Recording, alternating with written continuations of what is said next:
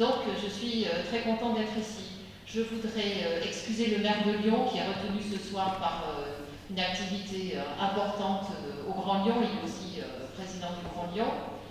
Et je voudrais donc saluer particulièrement dans la salle donc, la présence de Madame Nicolas Bril. Je viens de lire son livre, sachant que j'allais faire cet accueil de ce soir. Et je dois dire que j'ai trouvé beaucoup d'humanité et beaucoup de qualité littéraire à ce livre. Le développement de leur carrière professionnelle, voir qu'il y a des femmes qui ne se cachent pas derrière le nombre d'écrivains masculinisés est quelque chose qui est très important puisqu'elles veulent voir qu'elles ont des débouchés qui sont divers et variés. Et donc je pense que la langue cachée des femmes, et la langue française est cachée énormément, beaucoup plus que la langue française en France, parce que dans les pays étrangers comme les pays francophones libre, et puis ce fait que vous assumiez donc votre féminité de ce point de vue dans tous ces aspects. Et pour moi, c'est donc un grand plaisir. Alors, je salue aussi la présence, bien sûr, de M. Michel Leroyer, qui est aussi cet acteur et metteur en scène célèbre, qui habite Lyon aujourd'hui, qui est toujours prêt, comme je l'ai entendu tout à l'heure, à parler, réciter quelques vers, quelques extraits de pièces. Et donc, c'est quand même un plaisir aussi d'entendre quelqu'un qui porte au cœur de lui-même la littérature dans tous ses divers aspects. Et donc, c'est un grand honneur aussi de vous recevoir aujourd'hui dans les salons de l'Hôtel de Ville, avec certainement de nombreuses qualités par votre présence. Alors, je suis allée sur le site de la CELIR, et donc j'ai vu toutes les activités variées que vous pouviez avoir. Et c'est vrai que votre but est magnifique, la promotion du livre, des éditeurs, de la lecture. Moi qui suis une grande lectrice, je me dis toujours que sans livre, la vie serait invivable. Et d'une platitude épouvantable. Je sais pas, on est aussi une capitale de la Gaule ancienne. Donc c'est pas parce qu'il y a une autre capitale que la ville de Lyon n'attire pas encore historiquement et actuellement. Et puis j'ai vu que vous aviez gardé, Madame Avril, votre cœur quand même aussi largement sur Lyon, même si vous n'en faites pas toujours une description très beau. Nous l'avons mis là pour recueillir plus particulièrement des subventions. Je dirais que de ce côté-là, c'est complètement raté, mais nous connaissons tout de même l'intérêt de l'agrégé de lettres, qu'est Gérard Collomb. Pardon ? Oui, de lettres classiques, tout à fait. Vous avez raison de le préciser. Et je pourrais évidemment, mais ce n'est pas le lieu, entamer bien ce que peut être le travail de l'écrivain, tout en sachant très bien que chacun agit de façon différente. On a là une description qui se trouve à peu près à la moitié du livre et que je donne, j'allais dire, à votre méditation et à partir de là. En période d'écriture, période longue, qui sont en fait la trame de mon temps, je pense à mon travail en dehors des heures de bureau. J'y pense le jour, j'y pense la nuit, j'y pense seul ou en compagnie, j'y pense quand je lis et quand je vais au cinéma, au moment de l'endormissement surtout, entre la veille et le sommeil, entre chat et chat. C'est à la fois excitant et apaisant, je ne saurais dire. J'ai compris d'emblée le danger que je courais avec ce présent. Non pas, bien sûr, parce que je craignais d'oublier, mais simplement parce que j'imaginais qu'en trouvant les mots pour traduire ce que je venais de vivre avec lui, je l'avais accompagné au dernier moment. J'étais fille unique. J'ai, grâce aux mots, empêché ma douleur de bouger, que les arrêts en soient un peu moins vives.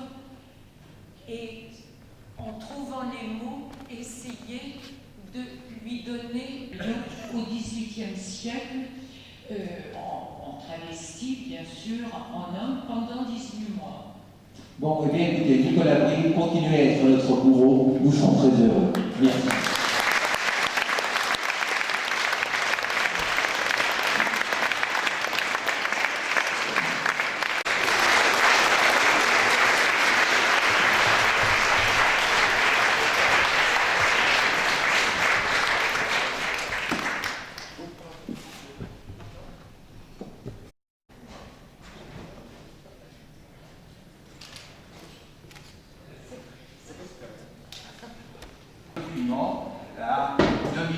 l'Ardèche pour son livre Voyage romanesque au pays d'Astrée et de Céladon.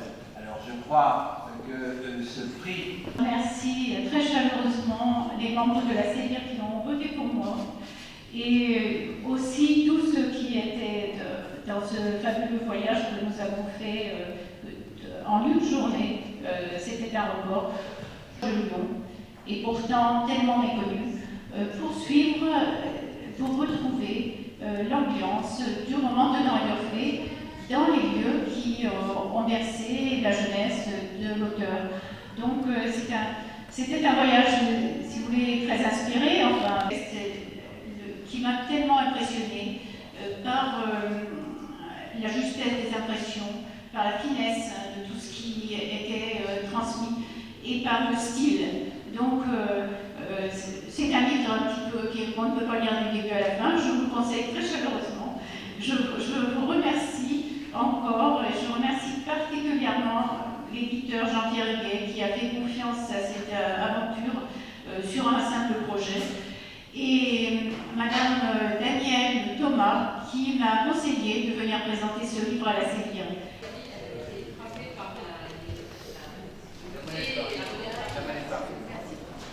Nous avons pensé que tous les auteurs qui étaient primés, ainsi d'ailleurs que Nicole Avril et Michel Leroyer, seraient heureux de découvrir ce que les autres ont pu écrire. Merci. Et demander à Nicole Avril de remettre une médaille, un prix qui correspond à celui de la série Fiction des Grands Prix de la Syrie, et qui va être remis à notre ami Gilbert Bouchard, auquel je demande de venir nous rejoindre maintenant. Et Gilbert Bouchard est l'auteur d'un album, sinon à proprement parler de bande dessinée, tout au moins qui s'inscrit dans le cadre de la bande dessinée, puisque le Lugdunum qu'il a publié aux éditions Casterman paraît dans le cadre d'une série qu'on appelle Les Voyages d'Alix. Alix, vous le savez tous, c'est ce jeune Gaulois dont Jacques Martin, qui nous a quittés il y a un peu plus de 3 mois, avait raconté les histoires pendant plus de 50 ans. Et à côté des histoires dont on parlait, il y a des voyages qui permettent d'emmener le lecteur un petit peu partout. Eh bien, grâce à Gilbert Bouchard, nous avons pu découvrir ou redécouvrir le Lugdunum d'autrefois. Je pense d'ailleurs qu'il va nous en dire quelques mots maintenant, et j'en profite pour signaler que paraîtra très prochainement, car nous ne devons pas être repliés sur nous-mêmes, il va paraître très prochainement également sous sa plume un ouvrage dans la même collection qui sera consacré à la ville de Vienne. Oui, donc j'ai au moins quelques paramètres en commun avec Madame Avril, puisque je suis né à Lyon et je suis fils unique, comme quoi d'être fils unique, ça doit apporter quelques prédispositions à écrire des livres. Donc ces voyages d'Alix, puisque c'est un ouvrage historique, je vais vous dire quelques dates. La première, je suis né 2000 ans exactement après la naissance de Lyon, donc ceux qui connaissent la création de Lyon pourront savoir mon âge, les autres ne le sauront pas. Quand j'étais au CP, j'ai ma tante qui m'avait offert un recueil du journal Tintin dans lequel il y avait les légions perdues de Jacques Martin. Un des meilleurs albums d'Alix, donc Robert et Alice. En 1986, j'étais au salon d'Angoulême et là j'ai pu rencontrer également à son stand Jacques Martin, où j'avais remis un de mes premiers albums.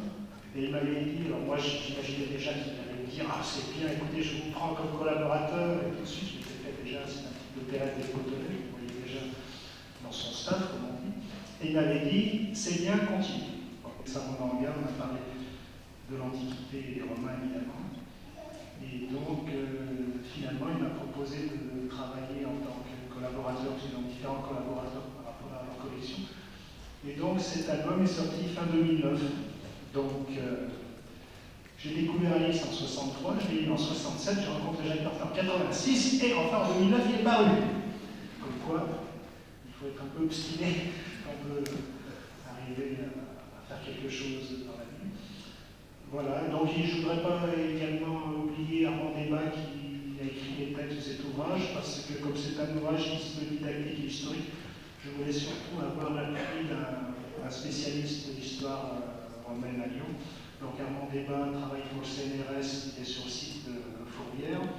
Bon, actuellement, il est sur un champ de fouilles en Thaïlande.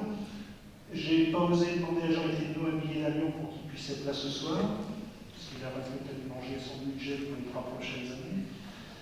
Et ceci dit, puisque aussi, il faut quand même remercier différentes personnes, donc je remercie l'Hôtel de Ville qui nous accueille aussi brillamment. Je remercie également Jean Eténo qui, dans l'ombre, se bat pour faire connaître le livre et les auteurs sur la ville de Lyon, en espérant qu'un jour un salon international puisse renaître comme celui qui avait eu lieu il y a quelques années à la Maison du Garnier, parce que quand même, une ville comme Lyon, on n'a toujours pas de salon international.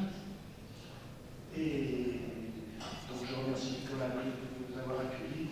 Et puis Michel Leroyer, dont j'étais très fier, comme je lui ai dit, de savoir que j'allais être en sa présence, parce que je me souviens que j'étais un de ses fans quand j'étais plus petit, et que je suivais chaque dimanche à la séquence du spectateur. Il y avait Lafayette en feuilleton, ça durait 10 minutes chaque dimanche. J'avais que 10 minutes et j'attendais toute la semaine les 10 minutes suivantes pour savoir si Lafayette allait enfin pouvoir aider les Américains à se libérer des Anglais. Et finalement, il est arrivé, il a fallu que je regarde le film jusqu'à la fin pour le savoir. Donc je n'imaginais pas que quelques années plus tard, je pourrais être en sa présence et ça me fait extrêmement plaisir. Je vous remercie. J'ai le plaisir de vous remettre ce lion de Lyon.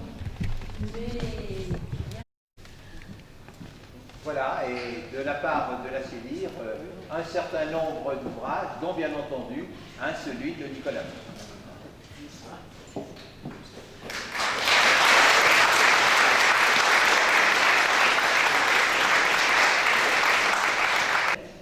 Qui s'est fait éditer.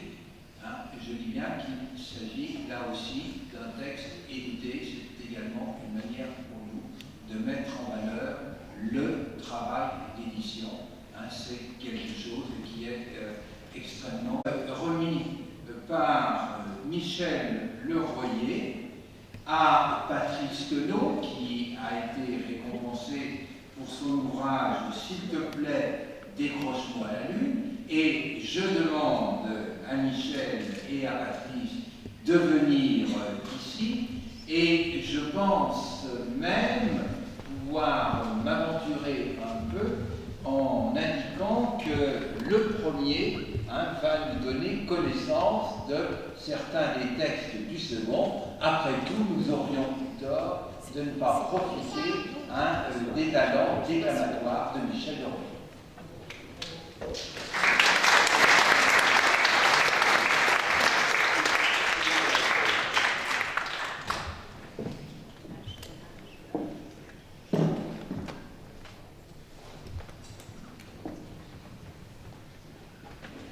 Merci, bonsoir. Je voudrais dire, avant de dire quelques vers de Patrice Queneau, quelque chose m'est venu tout de suite comme ça en mémoire, c'est si le roi Henri m'avait donné Paris, sa grande ville, je dirais au roi Henri, reprenez votre Paris, je préfère vivre à Lyon. Ce n'est pas de la... C'est avec une très grande sincérité.